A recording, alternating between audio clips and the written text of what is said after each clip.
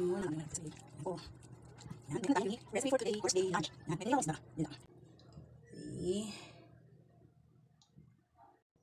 Ayan, meron tayong, yan.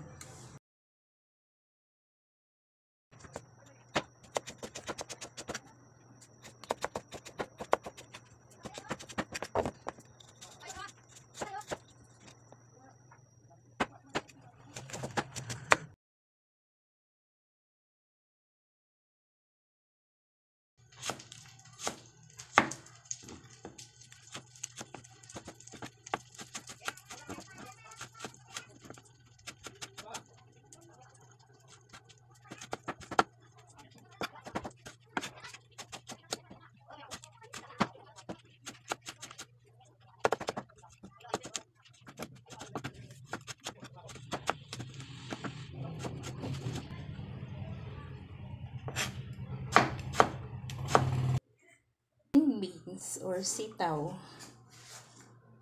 ihiwain lang natin ng pa-slide like beans. Basta mga natin mga veggies, iba mga mga pwede your words dito. Kasi mga ano, ano gusto sa cheese. At ay sa cheese, iba na slice na sila nito.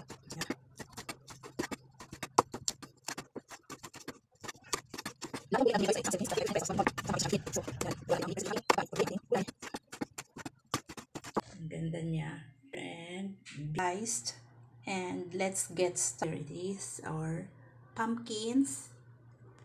Yeah. Or string beans. And lady finger and bitter gourd. And of course, the main ingredients.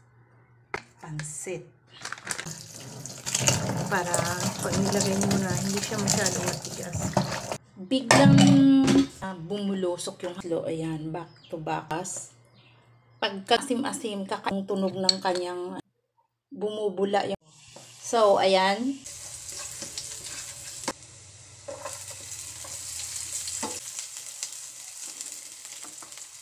Then, iluluto natin yung ating gulay. Hahatiin natin itong ating sardines.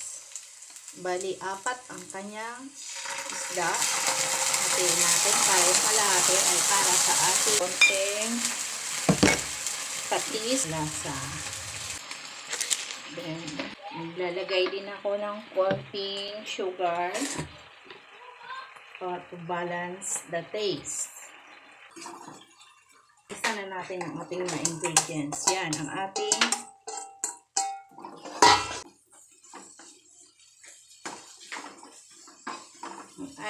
string beans.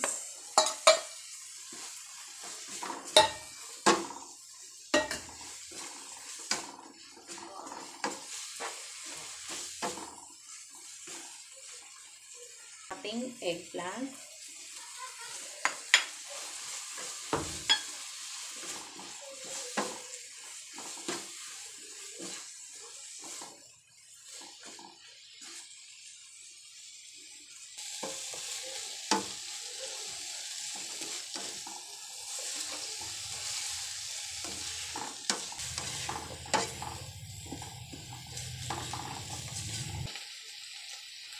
Lang yung water.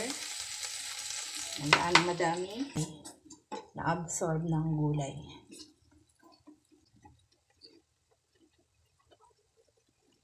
Then ilalagay ko lang ito sa taas. Para hanguin natin yan mga okra na yan pag naluto ng gulay. Ayan. Minimize muna yung ating salt. Ayan. Baka umalat. Kain na naman ng hilaw. Timer for 5 minutes. After 5 minutes, ayan na siya. Yung sabaw ay wala na. Na-absorb na ng ating gulay. Ayan. Then, ilalagay lang natin ito. Ang sama naman na ma-over kasi ang palaya. So, lagay. Wala. Ako lang makakain ng palaya niyan. Yes. Ang sarap. Pwede na rin kainin na kahit pag ganito lang. Ayan. Kaya lang, gagawa lang tayo ng unique recipe para maiba naman ang kinakain natin. Ayan siya.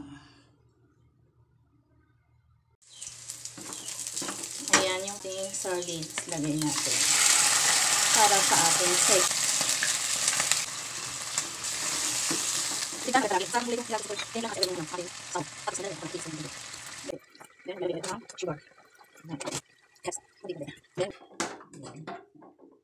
ibigyan natin ng ano ang karami ang iyong yan, okay na yan. Diba, binasa ko siya. Ayan na siya. Kailangan mo siyang hihimayin para yun na, after 3 minutes, ayan na siya.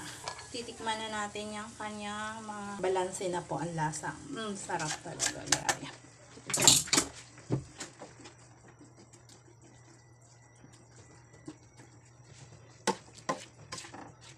Sakto yung ang kanyang sabaw. Sakto yan. I-absorb na siya. Kasi nasa natin yung ating asin. Yan. Medyo masakalaw. Para masarap ang luto. Hindi biglain yung apote. Tamo, ang dami na hinayari yung pansit. Isa lang yun kanina. Isang banig lang yun kasi last week niluto ko rin yung 3 banig. 4 na laman. Naisipan ko iluto siya ngayon. Gagawan ko ng unique recipe. Ang sarap.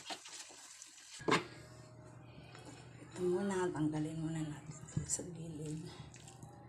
Yan po. Yan. Meron na tayong unique recipe for today, Thursday lunch. Yan. May pinilito akong isda. Yan lang. Kasi kahapon din, puro meat kinain yan. Kaninang umaga rin meat din. Yan na po, dahil na tayo. Cooks, so yummy. Okay. Yan, lagyan. Ang ating pansit bihon na original recipe ni Debes Corner. Yan. Pansit